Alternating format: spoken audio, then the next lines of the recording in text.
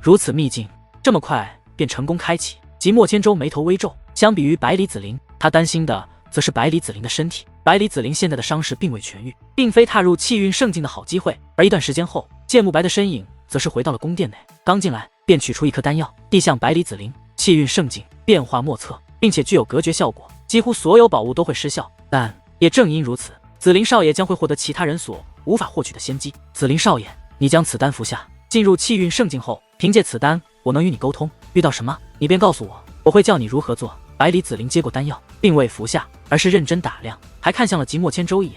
即墨千舟也明白百里子陵的意思，也是认真打量，发现这颗小小的丹药内实则布置着强大阵法，阵法玄妙，不仅蕴含沟通的结界之力，还蕴含着结界铠甲。此铠甲隐藏于体内，不会于外表显露，而它的作用也不像是简单的用来抵挡攻势的，究竟能够发挥怎样的作用，即墨千舟也看不出来。但可以确定的是，这阵法并没有能够威胁到百里子陵的部分。在即墨千舟暗中传音下，百里子陵这才将这颗丹药吞服而下。此丹入体，阵法显现，在那结界铠甲的加持下，即墨千舟灵魂不仅彻底恢复，肉身也是彻底恢复。此时从外表来看，根本看不出在其体内的阵法，就算用手段也看不出来。从这一点能够看出，剑慕白的手段确实非同一般。而要说感受最清楚的，自是非百里子陵莫属。因此他此刻也是自信满满，不由看向剑慕白：前辈，那我何时进入？现在。剑慕白道：现在。大师，紫菱少爷伤势还未痊愈，现在进入气运圣境不妥吧？即墨千舟道出他的担忧。气运圣境与何有关？其实与修为无关，而是与结界血脉有关。此时紫菱少爷身体的确虚弱，可正因虚弱，他的结界血脉为帮其缓解伤势，比以往更加强大。此时进入气运圣境，更容易获得认可，乃是良机。剑慕白说道：前辈，那咱们便动身。百里子陵觉得剑慕白说的很有道理，随后便在剑慕白与即墨千舟的陪同下离开这座宫殿。气运圣境覆盖面积极广，进入方法非常简单，只需进入气运圣境覆盖的范围，便能感应到气运圣境的入口。想进入的可以直接进入，不想进去的也完全不受影响。而也正因为这种方式，几乎没有人能够封闭气运圣境的入口，所以楚风想要进入其中也是无人能阻。眼下楚风乘坐9天之巅，立于浩瀚星空之上，而在前方的不远处，滔天的气焰遮盖视线，仿佛已将前方天地吞噬，那正是气运圣境的覆盖之地。楚风只要离开9天之巅，向前飞出不超过10000米，便可进入那范围。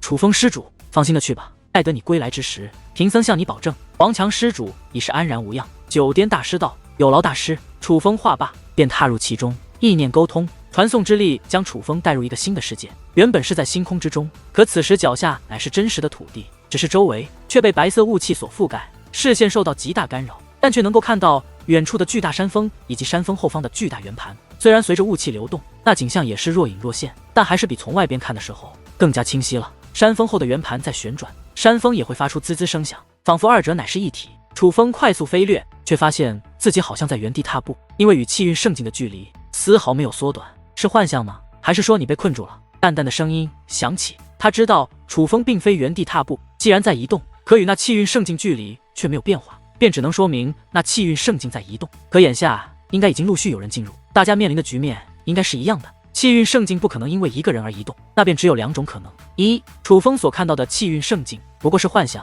二，楚风现在被困住了，虽在移动，却也只是在一方天地内移动，与气运圣境乃是不同的地方，是被阵法困住了，破开此阵方可靠近。楚风道：不错嘛，这么快就看出端倪了，你这天眼修炼的越发厉害了。淡淡不由夸赞，还不是我的女王大人教导有方。楚风回道：别拍本女王马屁，本女王不吃这套，你快认真观察。嘴上这样说，但嘴角的笑容却是开心的很。不耽搁的，我可以一心二用。楚风虽在与淡淡交流，但却也一直在认真观察。此阵看着简单，实则复杂，破解此阵的结果不同，能得到的收获也将不同。楚风也不敢掉以轻心。那你有把握吗？淡淡问。淡淡，我觉得寻常的破解方法也是可以，但总觉得哪里不对。楚风道：哪里不对了？淡淡问。自从进入此地，我的结界血脉便有了很强的反应，那种感觉好像是在提醒着我什么。楚风道：结界血脉提醒你吗？那个9颠大师说此地与结界血脉有关，莫非是破解此阵也需要使用结界血脉？淡淡问。很有这种可能，我来换个方法。话罢，楚风便盘膝坐下，闭上眼睛，他用心感悟，看是否能找到肉眼看不到的方法。要不再看看呢？淡淡则是觉得结界血脉的反应只是楚风自己的猜测，还不如再仔细观察一下肉眼可看到的，毕竟这样更实际一些。不用观察了，我已经感受到了，此地有2种破解之法，而真正的破解之法乃是与结界血脉有关。楚风说道。